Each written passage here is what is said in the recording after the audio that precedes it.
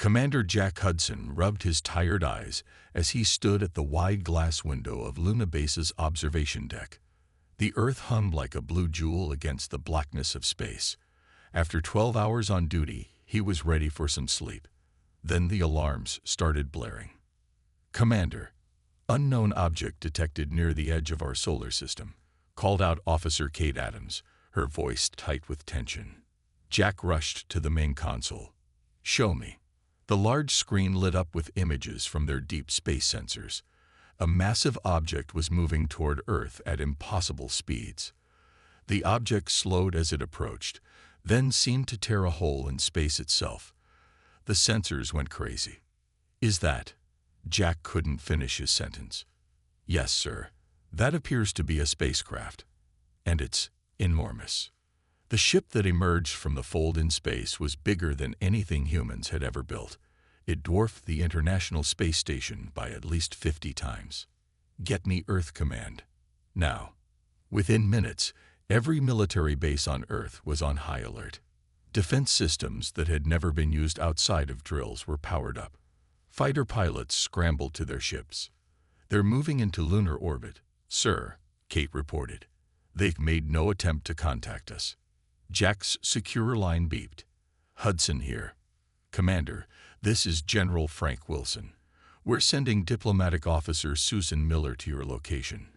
She'll be there in 30 minutes. Her job is to make first contact.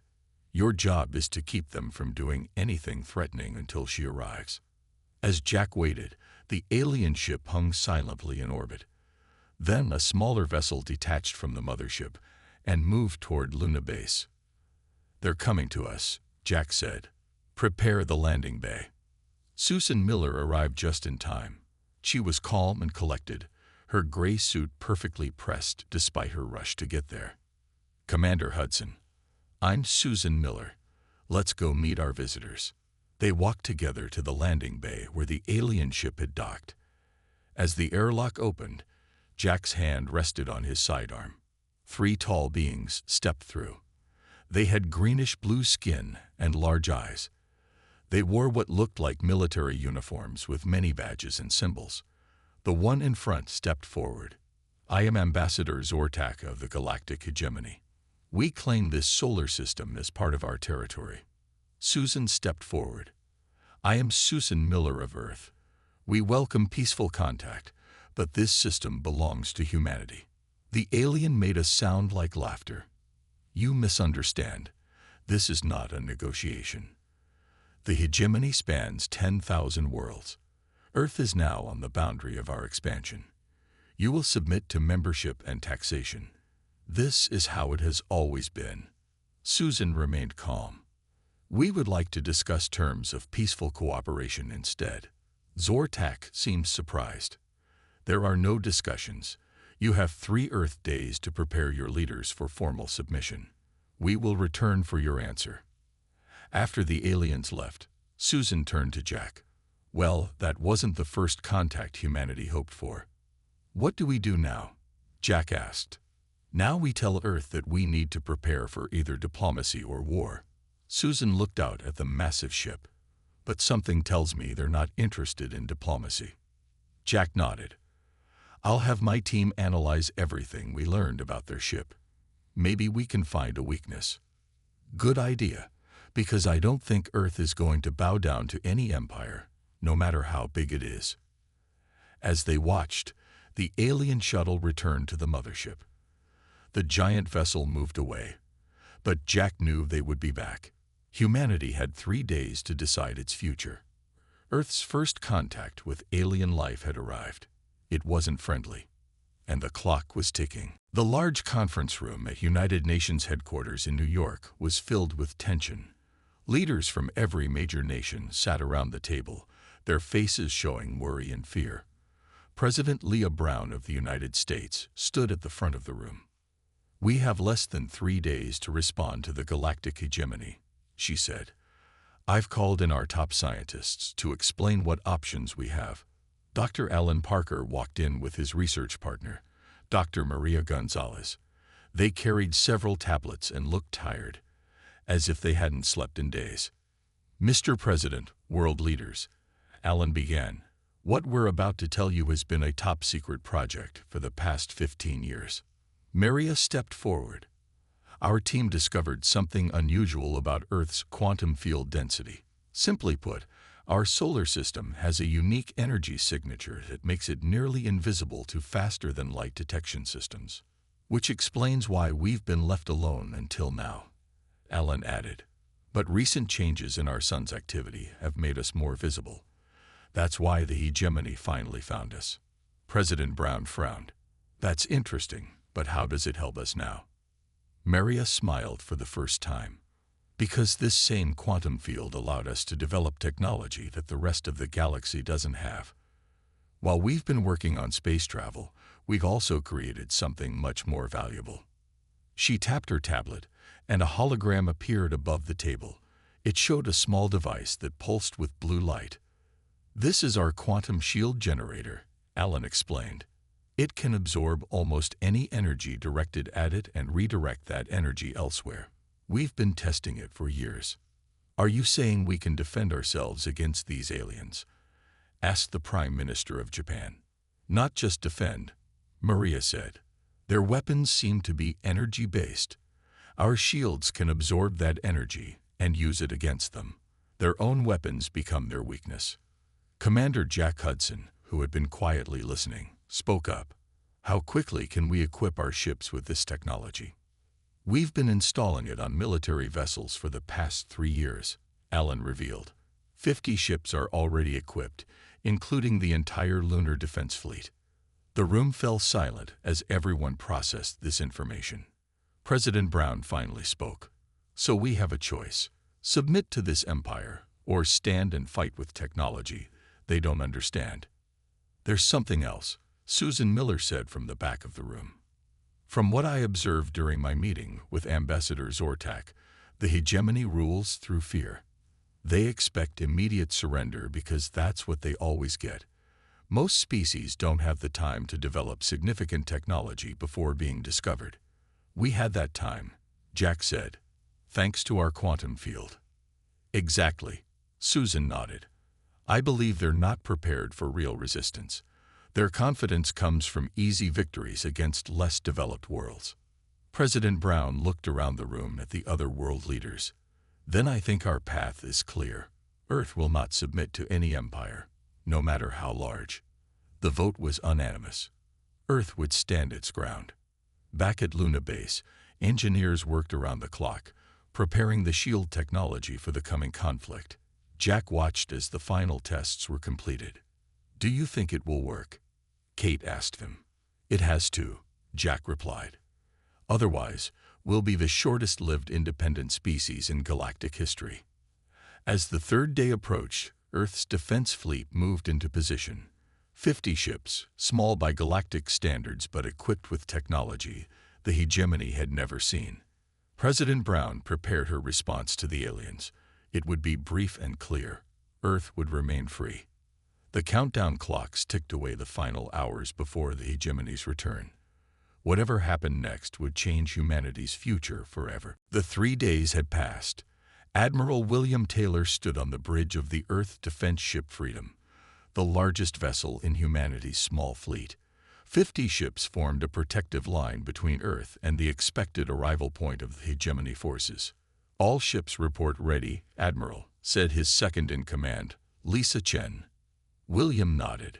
Shields at full power, weapons hot, but hold fire until my command. Space tore open in front of them, a swirling portal of light that hurt the eyes to look at directly. 5 massive ships emerge, each one 4 times the size of Earth's largest vessel. Incoming transmission, Lisa reported. The main screen showed Ambassador Zortak, his blue-green face showing no emotion. Humans, your time to submit has ended. These peacekeeping ships will ensure your transition into the hegemony is smooth. Power down your vessels and prepare to be boarded. Admiral Taylor stood tall. This is Admiral William Taylor of Earth. By unanimous decision of Earth's nations, we reject your offer. Earth and its solar system will remain free and independent. Your ships are ordered to leave our space immediately. Zortak's eyes widened slightly, the first real emotion they had seen from him. This is unexpected and unwise. You leave us no choice but to demonstrate our power. The screen went dark. They're charging weapons, Lisa reported. William took a deep breath. Hold position. Shields at maximum. Bright beams of energy shot from the hegemony ships, hitting Earth's vessels directly. The crew braced for impact, but the quantum shields glowed blue and absorbed the energy. Shields holding at 95%, Lisa reported, surprise in her voice. The energy is being stored as projected. On the hegemony ships, confusion spread. Their sensors showed direct hits, but the human vessels remained undamaged. Return fire, William ordered. Kinetic rounds only. Unlike the hegemony's energy weapons, Earth's fleet fired solid projectiles. Chunks of metal accelerated to incredible speeds. The quantum shields didn't stop physical objects, only energy. The hegemony ships, expecting energy attacks that their shields could handle, were unprepared for the solid projectiles that tore through their hulls. 2 enemy ships disabled, Lisa reported. The others are pulling back. The battle lasted less than 30 minutes. 2 hegemony ships floated dead in space, their main systems destroyed. The other 3 retreated through the portal they had created. Boarding teams to the disabled vessels, William ordered. Let's see what we can learn. Intelligence Officer Daniel Foster led the boarding party onto the larger of the 2 disabled ships. They found the alien crew in disarray, shocked by their defeat. How? The hegemony captain asked when Daniel approached. No one has ever. We're not like anyone you've met before, Daniel replied. During the next hours, Daniel and his team gathered valuable information. The captain, facing defeat, spoke freely. The hegemony isn't as strong as it appears, he told Daniel. We conquer worlds before they develop space travel. We've never faced a species with your level of technology that wasn't already part of the Empire. The Council will be concerned. Good, Daniel said. They should be. Back on Earth, the news of victory spread quickly. People celebrated in streets around the world. But President Brown and her advisors knew this was just the beginning. They'll be back, Susan Miller said during the emergency meeting. And next time, they'll bring more ships. Alan Parker nodded. We need to expand our defenses. The quantum shield worked perfectly, but 50 ships won't be enough against their full fleet. How much time do we have? President Brown asked. Based on the captain's information, Daniel replied. We have 2 weeks before they can gather a larger fleet. Maybe 3. Then we need to make every day count, President Brown said. Because this war has just begun. The United Nations emergency session was the largest gathering of world leaders in history. Every country had sent representatives. The mood was urgent but determined after Earth's first victory against the hegemony. President Leah Brown addressed the assembly. We've won our first battle, but we all know the hegemony will return with more ships. We cannot hope to defeat an empire that spans thousands of systems in direct combat. Then what do you suggest? Asked the Chinese premier. Surrender is not an option. Not surrender, President Brown said. But we can't fight a war across the galaxy either. We need a different approach. She nodded to Chief Engineer Patricia Wright, who stepped up to the podium. Patricia was a short woman with gray hair and bright, intelligent eyes. She tapped her tablet, and a hologram of the solar system appeared above the assembly. Ladies and gentlemen, I present Project Boundary, Patricia said. We can't fight the entire hegemony, but we can keep them out of our solar system entirely. The hologram zoomed in to show small devices positioned throughout the system. These are quantum buoys. Each one generates a field similar to our ship shields, but with a different purpose. When activated together, they create a system-wide field that will disable any ship entering without proper clearance. How is this possible? Someone called out. The same quantum research that gave us our shields. Patricia explained. Earth's unique quantum properties allow us to create technology the hegemony has never seen. We can essentially cut ourselves off from the galaxy. Admiral Taylor spoke next. We captured enough data from the disabled hegemony ships to understand their drive systems. The quantum field will disrupt those systems at the subatomic level. Their ships will be dead in space, with only minimal life support functioning. Can we build enough of these boys in time? The Russian president asked. Patricia nodded. Production began the moment we learned of the hegemony's existence. We have enough to cover all major entry points to the solar system already. With the world's manufacturing capacity focused on this, we can complete the network before they return. The vote was unanimous again. Earth would not try to defeat the hegemony in battle. Instead, they would make their solar system impenetrable. Over the next 2 weeks, ships from every spacefaring nation deployed the quantum buoys throughout the solar system. Engineers worked around the clock to complete the network and link it to control centers on Earth and Luna Base. On the 14th day, the early warning systems detected folded space opening. The hegemony had returned. This time, they brought 100 ships. Commander Jack Hudson watched from Luna Base as the massive fleet emerged. Are the buoys ready? He asked Patricia, who had come to oversee the final preparations. Yes, she replied. The network is active and stable. President Brown spoke from the United Nations building. Her message broadcast to the approaching fleet and to every home on Earth. Attention, Galactic Hegemony. This is President Leah Brown of Earth.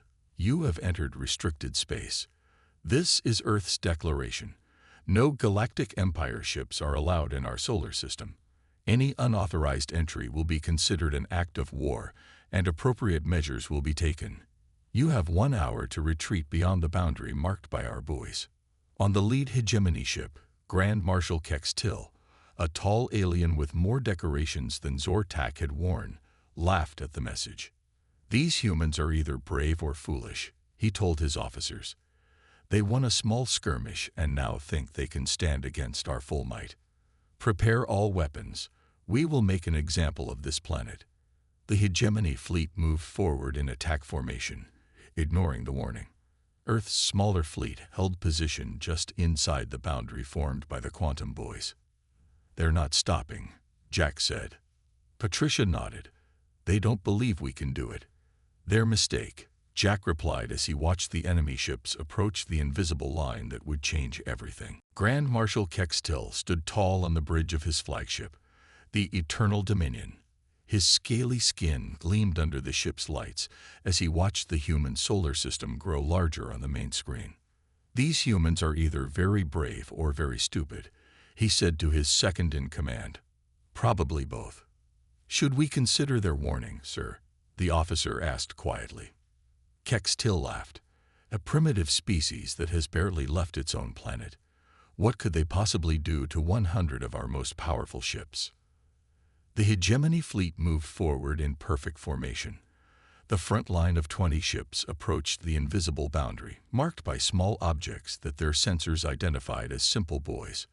Back on Luna Base, Commander Jack Hudson, Patricia Wright, and Susan Miller watched the enemy fleet's approach on the large monitor. Susan's hands were shaking slightly. Will it really work? She asked. Patricia nodded. The math is solid. The buoys are functioning perfectly. Jack checked the countdown timer. 30 seconds until they crossed the boundary. On Earth, President Brown and world leaders watched from the United Nations building. The room was completely silent except for the voice counting down. 10, 9, 8. On the Eternal Dominion, Grand Marshal Kex-Till raised his hand, ready to give the order to fire once they were in range. 3, 2, 1. As the first line of hegemony ships crossed the boundary marked by the quantum buoys, something remarkable happened. The lights on all 20 ships flickered and went out. The massive vessels slowed, then stopped completely, floating dead in space. Kex-Till's eyes widened in shock. What happened? Report. His officers frantically checked their systems. Sir, we've lost contact with the front line. All 20 ships have gone dark. Impossible. Kex-Till slammed his fist on the console. Advance the second line. The next group of ships moved forward cautiously. As they crossed the same invisible line, their lights also went out. Within minutes, half the hegemony fleet was disabled, floating helplessly in space. On Luna Base, cheers erupted as they watched. The quantum field was working even better than expected. All ships disabled, Jack reported. Only their basic life support systems are still functioning, exactly as planned. Patricia smiled. The field disrupts their drive systems at the subatomic level. They can't move, can't fire weapons, can't communicate with their homeworlds. Now for the final part of our message, Susan said. She sat at the communication console and opened a channel to the disabled fleet. Her image would be projected on every ship that still had functioning screens. Attention, hegemony vessels. This is Susan Miller, Ambassador of Earth. As you can see, we could destroy your entire fleet right now if we wished, but that's not who we are. She paused to let that sink in before continuing. Your ships will regain minimum navigational power in 24 hours, enough to leave our system. When you return to your empire, spread this message. Earth is not to be trifled with, but we have no interest in your empire. Leave us alone, and we'll return the favor. In his crippled flagship, Grand Marshal Kex Till watched the human woman with a mixture of rage and disbelief. In thousands of years of hegemony expansion, no one had ever done this. No one had ever said no and backed it up with technology the Empire couldn't match. This changes everything, he whispered. As the human message ended, he turned to his officers. When power returns, we leave. And then I must speak with the High Council. The galaxy as we know it has changed today. Earth had made its stand. The quantum boundary had worked. For the first time in its long history, the galactic hegemony had been defeated without a single shot being fired. News traveled fast across the galaxy. Within weeks, stories about the small planet that had defeated the mighty hegemony spread to hundreds of worlds. Some didn't believe it at first. How could a single system with primitive technology stop 100 Imperial ships? But when the damaged hegemony fleet limped back to their nearest base, the truth could not be denied. The empire that had ruled unchallenged for thousands of years had been humbled. On Earth, the United Nations Security Council met to discuss next steps. President Brown addressed the group. We've proven we can defend ourselves, but we should do more. There are many worlds under hegemony control that might welcome freedom. Admiral Taylor nodded. Intelligence from the captured ships shows that many systems are held through fear alone. The hegemony isn't loved. It's feared. We need to reach out to neighboring systems, Susan Miller suggested. Show them there's another way. The council agreed to send representatives to nearby star systems. Engineer Ryan Davis and diplomat Elizabeth Moore were chosen to lead the mission. Ryan would share Earth's defensive technology with friendly worlds, while Elizabeth would handle the diplomatic side. Their ship, the Horizon, was Earth's newest vessel, equipped with enhanced quantum shields and a special drive system based on technology learned from the hegemony ships. It could travel faster than any human ship before it. As they prepared to leave, Jack Hudson wished them luck. Be careful out there. The hegemony won't take this lying down. Elizabeth smiled. That's exactly why we need to move quickly. The Horizon's first stop was Proxima Centauri, where a mining colony had been established by the hegemony 50 years earlier. As they approached, they were met by local ships. "Attention unknown vessel," came the call. "This is a hegemony-controlled system. Identify yourself." Elizabeth opened communications. "This is the Earth ship Horizon. We come in peace and wish to speak with your leaders about recent events." There was a long pause before the reply came. "Did you say Earth? The Earth that stopped the Imperial fleet?" Word had traveled even faster than they expected. The leaders of Proxima Colony welcomed them with open arms. Governor Ben Ellis had been appointed by the hegemony, but had grown to care for the people he ruled. "We've been waiting for a chance like this for decades," he told them during a private meeting. "The taxes the hegemony collects leave our people with barely enough to live on. But we've never had the means to resist. Ryan showed him the plans for the Quantum Boy network. With this, you can protect your system just as we protected ours. Over the next month, the Horizon visited 6 more systems. Each one had similar stories. The hegemony ruled through fear and took most of the resources, leaving the local population struggling. And each one eagerly accepted Earth's offer of defensive technology and alliance. Meanwhile, the Hegemony High Council met in emergency session. The massive chamber on their capital world was filled with angry voices. "This cannot be allowed to stand," shouted one counselor. "We must gather our entire fleet and crush this Earth." Supreme Counselor Vexra, the oldest and wisest of the hegemony leaders, raised his hand for silence. Reports indicate that 7 systems near Earth have already deployed the same technology. Our ships cannot penetrate their defenses. "Then what do we do?" asked another counselor. "For the first time in our history," Vexra said slowly, "we must negotiate. I will go to Earth myself." The news reached Earth just as the Horizon returned. A message from the hegemony requested a meeting, not to demand surrender, but to discuss terms. Jack smiled as he read the message. It's working. The ripple effect is spreading across the galaxy. President Brown called for another United Nations session. "The galaxy is changing," she told the world leaders, "and Earth is leading that change." 6 months after Earth's declaration, Geneva, Switzerland was the center of galactic attention.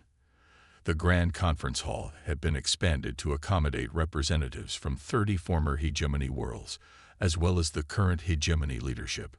Commander Jack Hudson, now Admiral of Earth's expanded fleet, stood by the window watching ships from dozens of worlds land at the nearby spaceport. He still found it hard to believe how much had changed in half a year. "Quite a sight, isn't it?" Susan Miller joined him at the window. She was now Earth's first galactic ambassador. "I never imagined we'd be hosting a galactic peace conference when that first ship appeared," Jack said. Susan smiled. "Sometimes the smallest actions cause the biggest changes." Inside the conference hall, President Leah Brown prepared to address the gathered representatives. The room fell silent as she stepped up to the podium. "Welcome to Earth," she began. 6 months ago, we were an isolated world, unknown to the galaxy. Today, we stand at the center of a new beginning for all our worlds." She gestured to Supreme Counselor Vexra, who sat in the front row. The elderly alien looked much less intimidating than Grand Marshal Kextil had. His eyes showed wisdom gained from many years. "The old ways of conquest and control are ending," President Brown continued.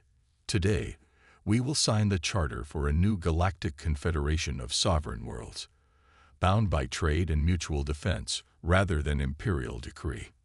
Vexra stood and walked to the podium when invited. He spoke slowly but clearly. "For 10,000 years, the hegemony expanded without challenge. We believed this was the natural order of things." He paused. "We were wrong. Earth has shown us another path. Rather than fight a galaxy-wide rebellion supported by Earth's technology, we choose to evolve. The hegemony will release control over any world that wishes to join this new confederation." The room erupted in applause. Many representatives had tears in their eyes. Freedom had come to the galaxy not through a bloody war, but through Earth's simple declaration. No empire ships allowed. After the speeches, the signing ceremony began. One by one, representatives from each world signed the Galactic Confederation Charter. Earth was given the honor of signing first, with Susan Miller representing humanity. As the ceremony continued, Patricia Wright joined Jack by the window. "The quantum boundary network is being built around every member world," she said. "Within a year, the entire Confederation will be protected by our technology." "And what about the hegemony?" Jack asked. "They're keeping their remaining systems, but they've agreed to stop all forced expansions." She smiled. "They don't have much choice. They can't fight against our technology." The final article of the charter was read aloud for all to hear. "No world may claim sovereignty over another. The right to self-determination is universal and absolute. It would later become known as the Hudson Principle, named after the commander who first faced the hegemony ships at Luna Base. As the ceremony ended, Susan found a quiet moment to speak with Jack and Patricia. "You know what's ironic?" she said. "Our isolation is what saved us. While the hegemony conquered the galaxy, we developed in peace. That gave us not just unique technology, but a unique perspective." Jack nodded. "That freedom and cooperation will always triumph over domination and control." Outside, ships from 30 worlds shone in the evening light. The stars were visible above, no longer distant and unreachable, but home to new friends and allies. The age of empires was over. The age of confederation had begun. And it had all started with Earth's simple declaration: no galactic empire ships allowed. ****. The end ****.